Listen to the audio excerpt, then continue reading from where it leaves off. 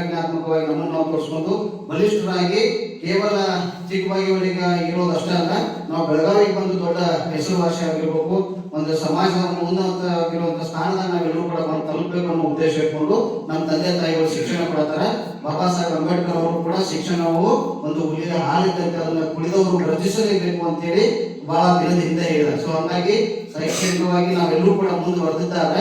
ಬಾಬಾ ಸಾಹೇಬ್ ಏನು ಹೇಳಿದಾರಲ್ಲ, pay back to society, go back to society, pay back to society, ಏನು ಸಮುದಾಯಗಳಿಗೆ ಹೋಗಿ ಸಮುದಾಯಕ್ಕೆ ನಿಮ್ಮಿಂದ ಏನಾದ್ರು ಕೊಡುಗೆಗಳನ್ನು ಕೊಡ್ರಿ ಅನ್ನೋ ಉದ್ದೇಶ ಇಟ್ಕೊಂಡು ಇವತ್ತಿನ ಈ ಸಂಘಟನೆಗಳೆಲ್ಲ ಕೆಲಸ ಮಾಡೋದು. ಅದಕ್ಕಾಗಿ ತಮ್ಮೆಲ್ಲರೂ ಕೂಡ ಬಹಳ ನೀಟಾಗಿ ಸಂಘಟನೆಗಳನ್ನ ರಿಜಿಸ್ಟ್ರೇಷನ್ ಮಾಡೋದು ಅಷ್ಟೇ ಅಲ್ಲದೆ ಅವರೆಲ್ಲ ಮಾರ್ಗದರ್ಶನ ನೀವೆಲ್ಲರೂ ಕೂಡ ಮುಂದುವರಿದೆ ಅಂತಂದ್ರೆ ನಮಗೆ ಬೇಕಾಗಿರುವಂತಹ ಸೌಲಭ್ಯಗಳನ್ನ ಸರ್ಕಾರದ ಕಿವಿ ಇಡುವುದರ ಮುಖಾಂತರವಾಗಿ ಗ್ರಾಮ ಪಂಚಾಯತ್ ಆಗಿರ್ಬೋದು, ಜಿಲ್ಲಾ ಪಂಚಾಯತ್ ಆಗಿರ್ಬೋದು, ತಾಲೂಕು ಪಂಚಾಯತ್ ಆಗಿರ್ಬೋದು, ಇನ್ನು ಉಳಿದಿರುವಂತಹ 32 ಇಲಾಖೆಗಳು ಜೊತೆಗೆ ನಿಗಮ ಮಂಡಳಿಗಳು 72 ಇಲ್ಲ ಎಲ್ಲ ನಿಗಮ ಮಂಡಳಿಗಳ ಜೊತೆ ನಿಕಟವಾದ ಸಂಪರ್ಕ ಹೊಂದೋದ್ರ ಮುಖಾಂತರವಾಗಿ ರಾಜ್ಯಾಧ್ಯಕ್ಷ ನಿಮ್ಗೆಲ್ಲರೂ ಕೂಡ ನ್ಯಾಯ ಕೊಡಿಸುವಂತ ವ್ಯವಸ್ಥೆ ಮಾಡ್ತಾರೆ ಅಂತ ಹೇಳಿ ನನಗೆ ಬಹಳ ಭರವಸೆ ಐತಿ. ಆ ಒಂದು ನಿಟ್ಟಿನಲ್ಲಿ ನಂಗೆ ಕಳಕಳಿ ವಿನಂತಿ, ನನ್ನ ವಿದ್ಯಾರ್ಥಿಗಳ ಜೊತೆ ಜಾಸ್ತಿ ಇರೋದ್ರಿಂದ ಮೊಬೈಲ್ ಬಿಟ್ಟು ಹೊರಗೆ ಬರ್ರಿ. ಈ ಮೊಬೈಲ್ನಿಂದ ನನಗೊಂದು ಇನ್ಸಿಡೆಂಟ್ ಆದ ಮೊನ್ನೆ ಏನಪ್ಪಾ ಅಂದ್ರೆ ಬೀಮ್ಸ್ ಹಾಸ್ಪಿಟಲ್ ಐತಲ್ಲ, ಆ ಹಾಸ್ಪಿಟಲ್ದಾಗ ನನ್ನ ದೋಸ್ತನ ಮಿಸಸ್ ಏನೋ ಡೆಲಿವರಿ ಪೇಷಂಟ್ ಅಂತ ಹೇಳಿ ಫೋನ್ ಹಚ್ಚಿ ನಾ ಕೇರ್ ಬರೋಲ್ಲ, ಸ್ವಲ್ಪ ಫೋನ್ ಹಚ್ಚಿ ಹೇಳು ಅಂತೇಳಿ ನಾನು ಫೋನ್ ಹಚ್ಚಿ ಹೇಳಿ ಶೆಟ್ಟಿಸಗ ಮತ್ತೆ ನನ್ನ ಪೇಷಂಟ್ ಬರಾಕಿ ನೋಡ್ರಿ ಅಂತೇಳಿ. ಅವಾಗ ಏನಂದ್ರೆ ಆಯ್ತು ಹೇಳ್ತಾನೆ ಅಂತಂದ್ರೆ ಅದು ಮೊನ್ನೆ ಗಂಡು ಮಗು ಜನ್ಮ ನೀಡಿರಲ್ಲ ತಾಯಿ, ದಿವಸ ಒಂದು 22-23 ಏಜ್ ಹುಡುಗಿಗೆ. ನನ್ನ ದೋಸ್ತವ ಹೋಗಿ ಮೊನ್ನೆ ನಾವು ಫೋನ್ ಹಚ್ಚಿದ ಗಂಡು ಮಗು ಆಗಿತ್ತು ಬಂದು ನೋಡ್ಕೊಂಡು ಹೋಗುವ ಅಂತಂದ. ಇನ್ನೇನು ಪೇಷಂಟ್ ಬೀಮ್ಸ್ ಹೋಗಿದಾನು, ಬಾಜುಗಿನ ಪೇಷಂಟ್ ಬಂದು ಕೂತಾನ. ಆ ಹುಡುಗಿಗೆ ವೇಟ್ ಕಡಿಮೆ ಅಂತ ಕಾರಣ ಐಸಿಯುದಾಗ ಇಟ್ಟಿರೋದು. ಆ ಹುಡುಗನಿಗೆ ಏನ್ ಮಗು ಜನ್ಮ ನೀಡಿದಲ್ಲ, ಆ ಮಗು ಬಾಜುಗಿನ 4 ಪೇಷಂಟ್ ಬಂದು ನಾ ಕುಂತು ಕೂಡ ಒಂದು ಅರ್ಧ ತಾಸು ಆಯ್ತು. ಹೆಣ್ಮಗಳಿಗೆ ಪ್ರಜ್ಞೆ ಬಂದ ತಕ್ಷಣ ಈ ಬೆಡ್ ಮೇಲೆ ಕೈಯಾಡ್ಸಕ್ ಸ್ಟಾರ್ಟ್ ಮಾಡ್ಲಿಕ್ಕೆ ನಾ ಹೇಳ್ಬೇಕು, ಇಲ್ರಿ ಮತ್ತೆ ವೇಟ್ ಕಡಿಮೆ ಐತಿ ಅಂತ ಹುಡುಗಂದ ಗ್ಲಾಸ್ದಾಗ ಇಡಕ್ ಹೋಗಿದ್ರೆ ಬರ್ತಾವ ವೇಟ್ ಮಾಡ್ರಿ ಅಂತ ಹೇಳಿ. ಅದ್ಯಾರು ಹುಡುಕಾಡತ್ತಾರ್ರಿ, ನನ್ನ ಮೊಬೈಲ್ ಇದ್ರೆ ನೋಡ್ರಿ ಇಲ್ಲ ಅಂತಂದ್ರೆ ನನಗೆ ಅಜಾಬಾಯಿ ಬಿಟ್ಟು ಈ ಬೆಳಿಗ್ಗೆ ಎದ್ದು ಕೂಡಲೇ ಈಗ ಪ್ರಜ್ಞೆ ಬರೋದು ಕೂಡಲೇ ಮೊಬೈಲ್ ಹುಡುಕಾಡತ್ತೇವ ಏನ್ ಮಾಡಕ್ಕೆ ನಾ ತಂದಕ್ಕೆ ಇಲ್ರಿ ಸರ ಗಂಡು ಮಗು ಜನ್ಮ ನೀಡಿದಾರಂತೆ ಸ್ಟೇಟಸ್ ಇಡ್ಬೇಕು ಕೊಡ್ರಿ ಅಂತಂದ್ರು. ಅಂದ್ರೆ ನಾವೆಲ್ಲರೂ ಕೂಡ ಮೊಬೈಲ್ ಯಾವ ರೀತಿ ಮುಳುಗೋಗ್ಬಿಟ್ಟಿವಿ ಅಂತ ಹೇಳಿ ನೀವೆಲ್ಲರೂ ಕೂಡ ಅರ್ಥ ಮಾಡ್ಕೋಬೇಕು. ಈ ಸ್ಟೇಟಸ್ ಅನ್ನ ಇನ್ನೊಂದು ನೆನಪು ಬರ್ತೀನಿ ನನಗೆ. ಈ ಚಿಕ್ಕೋಡಿ ಡಿವಿಷನ್ದಾಗ ಒಂದು 2 ಜನ ಹುಡುಗಿಯರು, ಅವರು ಎ ಮತ್ತೆ ಬಿ ಅನ್ನೋ 2 ಹುಡುಗಿಯರು, ಹೆಸರು ಹೇಳೋದು ಬೇಡ, ನಿಜವಾದ ಆಗಿರುವಂತಹ ಘಟನೆ, ವಾಸ್ತವವಾಗಿರುವಂತ ವಿಚಾರ ನಿಮ್ ಜೊತೆ ಹಂಚ್ಕೊಂಡ್ರೆ ಕೆಲವೊಂದಿಷ್ಟು ಬದಲಾವಣೆ ಆಗ್ತಾವ ಅಂತ ಹೇಳಿ ಹೆಂಗ್ ಮುಳುಗಿ ಹೋಗ್ಬಿಟ್ಟಿವಿ ಅಂತ ಹೇಳಿ ಕಾರಣಕ್ಕೆ. ಒಂದೇ ಹುಡುಗಿ ಎ ಅನ್ನೋ ಹುಡುಗಿದು 1ನೇ ತಾರೀಕು ಬರ್ತ್ಡೇ ಐತಿ, ಬಿ ಅನ್ನೋ ಹುಡುಗಿದು 7ನೇ ತಾರೀಕು ಬರ್ತ್ಡೇ ಅಂತ. ಆ ಬಿ ಅನ್ನೋ ಹುಡುಗಿದು 1ನೇ ತಾರೀಕು ಬರ್ತ್ಡೇ ಇದ್ದ ಹುಡುಗಿದು ಸ್ಟೇಟಸ್ ಇಟ್ಟಾಳ ಮೊಬೈಲ್ದಾಗ. ಅದೇನೋ 130 ಜನ ನೋಡಿದಾರಂತ. ಅದಾದ ತಕ್ಷಣ ವಾಪಸ್ 7ನೇ ತಾರೀಕು ಒಂದು ಬರ್ತ್ಡೇ ಅಂತ ಯಾರ್ದಿತ್ತು, ಬಿ ಅನ್ನೋ ಹುಡುಗಿದ. ಅದು 1ನೇ ತಾರೀಕು 1ನೇ ಹುಡುಗಿ ಇಡಬೇಕು ಇಡಬಾರ್ದು, ಇಟ್ಟಿಲ್ಲ. ಅದಕ್ಕಾಗಿ ಮನ್ಯಾಗ ಇದ್ದಿದ್ದು ಫಿನಾಯಿಲ್ ಕುಡ್ದ ಸುಸಾಗಾಟ ಮಾಡ್ಕೊಂಡ್ಬಿಟ್ಟಾಳ.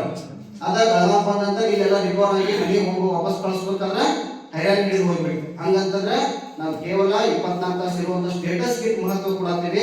ನಮ್ಮ ತಂದೆ ತಾಯಿಗಳು ನೋಡತ್ತಿಲ್ಲ, ನಮ್ಮ ಹುಟ್ಟಿಸಿದ ಅಪ್ಪ ಅವನ್ನ ನೋಡತ್ತಿಲ್ಲ. ಅಂತ ಕಾಲಘಟ್ಟದಾಗ ಇವತ್ತು ಯುವ ಸಮುದಾಯ ಬಂದು ತಲುಪಬೇಕಂದ್ರೆ ನಾವು ಯಾವ ರೀತಿ ಬದಲಾವಣೆ ಆಗ್ಬೇಕಾಗಿತ್ತು, ಶೈಕ್ಷಣಿಕವಾಗಿ ಮುಂದುವರಿಬೇಕಾಗಬೇಕಾಗಿತ್ತು. ನಾವೆಲ್ಲರೂ ಕೂಡ ಹೆಂಗ್ ಸಂಘಟನೆ ಆಗ್ಬೇಕು ಅನ್ನೋದು ಬಹಳ ಕೂಲಂಕುಷವಾಗಿ ಅಧ್ಯಯನ ಮಾಡ್ಬೇಕಾಗಿತ್ತು. ನಮ್ಮ ಮಕ್ಕಳಿಗೆ ನಾವು ಕಲಿಸ್ಬೇಕಾಗಿತ್ತು, ತಿಳಿಸ್ಬೇಕಾಗಿತ್ತು, ಹೇಳ್ಬೇಕಾಗಿತ್ತು. ಅವಾಗ ಮಾತ್ರ ಇಂಥ ಸಂಘಟನೆಗಳು ಒಂದು ಬೆಲೆ ಬರಕ್ ಸಾಧ್ಯ, ಬದಲಾವಣೆ ಬರಕ್ ಸಾಧ್ಯ. ಕೇವಲ ಇಲ್ಲೇ ಇದ್ದ ಬದಲಾವಣೆ ಮಾಡೋದಲ್ಲ, ಇಲ್ಲಿ ಇರ್ತೇನೆ ಏನೋ ಡಿಗ್ರಿ ಮಾಡ್ತೇನೆ ಮತ್ತೆ ಫೇಲ್ ಆಗ್ತೇನೆ ಮತ್ತೆ ಇಲ್ಲೇ ಕೊಂಡೋದು ಅಂತ ಅಲ್ಲ. ಬದಲಾವಣೆ ಆಗಿ ಹೊರಗಡೆ ಬರ್ಬೇಕು. ನಾಗೇಶ್ ನಾವು ನೋಡಿರ್ಬೋದು ನೀವೆಲ್ಲ, ನಾವು ಯಾವುದೋ ಸಾಮಾಜಿಕ ಹೋರಾಟಗಳು ಮಾಡಿರೋದು ಅದನ್ನು ಪ್ರಚಾರ ಪಡಿಸುವಂತ ಕೆಲಸ ಅವ್ರು ಪ್ರಾಮಾಣಿಕವಾಗಿ ಮಾಡ್ತಾರೆ. ಕಾರಣ ಇಲ್ಲಿದ್ದ ಒಬ್ಬ ವ್ಯಕ್ತಿ ಅಲ್ಲಿ ಬಂದು ಒಂದು ನ್ಯೂಸ್ ಪೋಸ್ಟ್ದಾಗ ಒಂದು ಉದ್ಯೋಗ ಪಡ್ಕೊಳ್ಳೋದೈತಲ್ಲ, ಬಹಳ ಗಟ್ಟಿತನ ಬೇಕಾದ್ರೆ. ಯಾಕಪ್ಪ ಅಂದ್ರೆ ಇವತ್ತಿನ ಈ ಮೀಡಿಯಾದ ಎಲ್ಲದಾಗ ಬಹಳ ಉನ್ನತ ವರ್ಗದವರೆಲ್ಲ ಇರೋ ಕಾರಣಕ್ಕಾಗಿ ಕೆಳ ಹಂತದ ಈ SC ST OBC ಕಮ್ಯುನಿಟಿದವ್ರು ಬರೋದು ಬಹಳ ಕಡಿಮೆ. ಸೊ ಅಂತ ಒಂದು ದೃಷ್ಟಿಕೋನ ಇಟ್ಕೊಂಡು ಇವತ್ತು ಈ ಊರಿಂದ ಒಬ್ರೇನೋ ಬೆಳಗಾಂ ಬಂದು ಕೆಲಸ ಮಾಡತ್ತಾರೋ, ಏನೋ ಒಂದು ಸಾಧನೆ ಮಾಡತ್ತಾರ ಅಂತಂದ್ರೆ ನೀವೆಲ್ಲರೂ ಕೂಡ ಅವ್ರ ಸಹಕಾರ ಕೊಡುವಂತ ಕೆಲಸಗಳನ್ನು ಕೂಡ ನಿಮ್ ಕಡೆಯಿಂದ ಆಗಬೇಕು. ಇನ್ನು ಹಲವಾರು ವಿಚಾರಗಳಾಗಿದ್ದಾಗ ಕೂಡಿ ಬರುವಂತ ಕೆಲಸ ಮಾಡ್ತೀವಿ. ಕಾನೂನಾತ್ಮಕವಾಗಿರುವಂತಹ ಕಾರ್ಯಕ್ರಮಗಳನ್ನು ಕೂಡ ಮಾಡುವಂತ ಪ್ರಯತ್ನ ಮಾಡ್ತೀವಿ. ಆಮೇಲೆ ಸಂಘ ಸಂಸ್ಥೆಗಳ ಜೊತೆ ಕೊಡ್ಕೊಂಡು ಕೆಲಸ ಮಾಡುವಂತ ಪ್ರಯತ್ನ ಕೂಡ ಮುಂದಿನ ದಿನಮಾನದಾಗ ಮಾಡ್ತೀವಿ. ಇನ್ನೂ ಹಲವಾರು ವಿಚಾರಗಳು ನಿಮ್ ಜೊತೆ ಹಂಚ್ಕೋಬೇಕಂದ್ರೆ ವೇದಿಕೆ ಮೇಲೆ ಇರುವಂತಹ ಈ ಗಣ್ಯರ ಮುಂದೆ ನಾನು ಮಾತಾಡೋದು ಬಹಳ ಸಣ್ಣ ಮಾಡ್ತಾನೆ. ಹಂಗಾಗಿ ಮುಂದಿನ ದಿನಮಾನದಾಗ ಮತ್ತೆ ಬರುವಂತ ವ್ಯವಸ್ಥೆದಾಗ ನಿಮ್ ಜೊತೆ ಬಂದ ಹಲವಾರು ವಿಚಾರಗಳನ್ನು ಮಾತಾಡುವಂತ ದೃಷ್ಟಿಕೋನ ಇಟ್ಕೊಂಡು ಕೆಲಸ ಮಾಡಕ್ಕೆ ನಾವೆಲ್ಲರೂ ಕೂಡ ಕೊಡ್ತೀವಿ. ನಿಮ್ಮೆಲ್ಲ ಸಂಘಟನೆ ಜೊತೆ ನಾವು ಕೂಡ ಇರ್ತೀವಿ.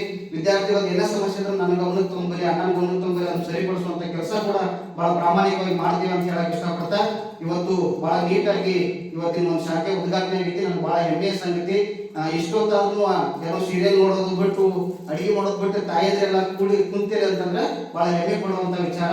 ಹಂಗಾಗಿ ಕೇವಲ ದಸರಾದ ನಮ್ಮ ಲಕ್ಷ್ಮಣಾನಂದ ಕೇವಲ ಅವ್ರ ಸಂಘಕ್ಕೆ ರಾಜ್ಯಾಧ್ಯಕ್ಷ ಅಂತ ಅಟ್ಟ ಇಲ್ಲ, ಅವ್ರ ಕಡೆ ಇರುವಂತ ನಾಲೆಜ್ಗಳು ನೀವೆಲ್ಲ ಕೂಡ ಪಡ್ಕೊಳ್ಳುವಂತ ಕೆಲಸ ಆಗಲಿ, ಬಾಬುವರ ಪೂಜಾರಿ ಅವರ ಮಾರ್ಗದರ್ಶನದಾಗ ನೀವೆಲ್ಲರೂ ಕೂಡ ಹೋಗುವಂತ ಕೆಲಸ ಆಗಲಿ. ನಿಮ್ದೆಲ್ಲ ಸಹಕಾರಗಳಿಗೆ ನಮಗೂ ಕೂಡ ಬೆಂಬಲ ಇರ್ತೈತಿ. ಯಾವುದೇ ಡೆವಲಪ್ಮೆಂಟ್ ವರ್ಕ್ಗಳಿಗೂ ಕೂಡ ನಮ್ಮ ಸಹಕಾರ ಇರ್ತೈತಿ ಅಂತ ಹೇಳ್ತಾ ನನಗೆ ಮಾತನಾಡಲು ಅವಕಾಶ ಕೊಟ್ಟಿರುವಂತಹ ಸಂಘಟಕರಿಗೆ, ವಿಶೇಷವಾಗಿ ವೇದಿಕೆಯನ್ನು ಆಶೀರ್ವದಿರುವಂತಹ ತಮ್ಮೆಲ್ಲರೂ ಕೂಡ, ವಿಶೇಷವಾಗಿ ತಾಯಂದಿರಿಗೆ ಮತ್ತು ನನ್ನೆಲ್ಲ ತಂದೆಯರಿಗೆ, ವಿಶೇಷವಾಗಿ ಯುವ ಸಮುದಾಯದವರಿಗೆ ಎಲ್ಲರೂ ಕೂಡ ವಿಶೇಷವಾಗಿ ಅಭಿನಂದನೆಗಳು ಸಲ್ಲಿಸ್ತಾ ಧನ್ಯವಾದಗಳು ಸಲ್ಲಿಸ್ತೀನಿ. ಜೈ ಹಿಂದ್.